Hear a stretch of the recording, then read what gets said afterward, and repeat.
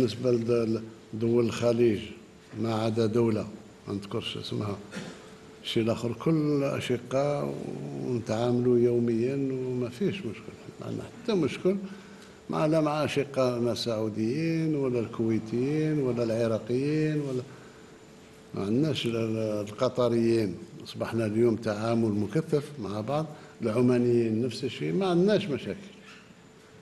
المشاكل اللي يجي يخرب لي في بيتي ولأسباب مشبوهة، داخلوا في أمور اللي ما خليناش دول عظمى تتداخل فيها.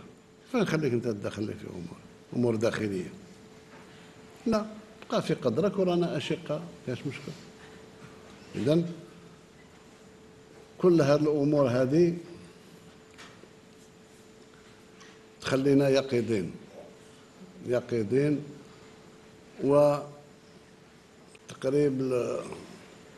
نصونوا العلاقات الطيبة والمحبة اللي بيننا وبين دول أخرى شقيقة وغير شقيقة، حتى يعني الجهود نتاعي كلها نوجهها للتنمية وباش ما نتقهقرش. والأمور هذه كلها مدروسة الحمد لله. منين ربي يفتح لك البصيرة، بعض الأمور اللي تبان صعيبة على الغير انت تبان لك هينة، ماشي هينة ولكن في المتناول. اليوم حساب بسيط عند الناس ذو الألباب،